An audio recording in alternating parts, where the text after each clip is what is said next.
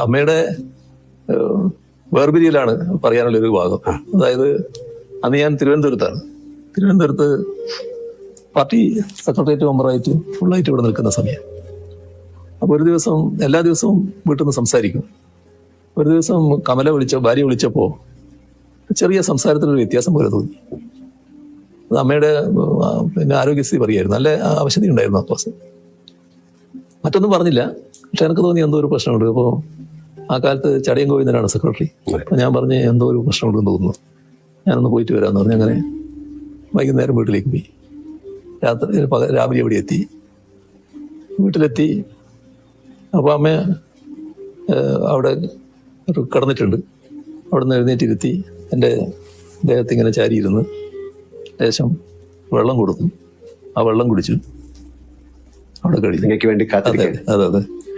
അപ്പൊ അതാണ് അതിന്റെ പ്രത്യേകത. അത് കഴിഞ്ഞിട്ട് എനിക്കറിയാം അമ്മ ഏത് നിമിഷം മരണപ്പെടുന്നൊക്കെ നമുക്കറിയാലോ. പക്ഷെ ഞാനും വൈഫും മാത്രമേ ആ സമയത്തുള്ളൂ, മറ്റാരുമില്ല. അപ്പൊ ഞാൻ പുറത്തിറങ്ങിയിട്ട് ആളോട് പറയണല്ലോ.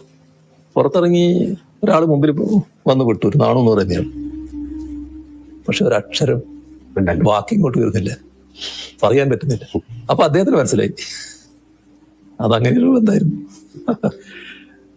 അതായത് ഞാൻ കേട്ടിട്ടുണ്ട് അമ്മയുടെ മടിയിൽ തല വെച്ച് കിടന്ന് അങ്ങനെ രാമായണം കേൾക്കുന്നത്. അങ്ങക്ക് ഭൂതപ്രേത ശാചുക്കളൊക്കെ പേടിയായിരുന്ന സമയത്ത് അങ്ങനെയല്ലേ കുട്ടികൾ? ഭയങ്കര പേടിയായിരുന്നു, ചെറിയ പേടിയല്ല.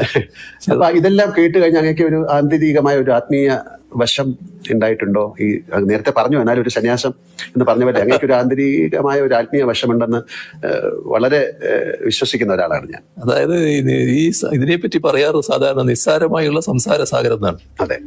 അപ്പൊ അങ്ങനെ ഒരു തോന്നലാണ് ആ ചെറുപ്പകാലത്ത് എനിക്ക് ഉള്ളത്. അതിന്റെ ഭാഗമായിട്ട് കുറെ ആ സ്വാധീനം എന്നിൽ ഉണ്ടാവും തന്നെയാണ് തോന്നുന്നത്. പക്ഷെ ഭൂതപ്രേത പിശാചുക്കളെ പറ്റി ഭയങ്കര വിശ്വാസമായിരുന്നു. ആ സമയത്ത് ലൈറ്റോ അങ്ങനെയൊന്നും അധികം ലൈറ്റ് ഇല്ലല്ലോ. പിന്നെ എന്റെ വീട്ടില് ഇലക്ട്രിസിറ്റി വരുന്നത് തന്നെ ഞാൻ MLA ആയിരിക്കുമ്പോൾ പോലും ഇല്ല. അങ്ങനെ ഒരു കാലമാണത്. അങ്ങനെ ഒരു അവസ്ഥയാണ്. രാത്രി ആയാൽ പിന്നെ ഇരുടല്ലേ എല്ലാ സ്ഥലത്തും. അപ്പൊ എവിടെയും ഏത് ഭൂതവും പ്രേതവും പ്രത്യക്ഷപ്പെടാം.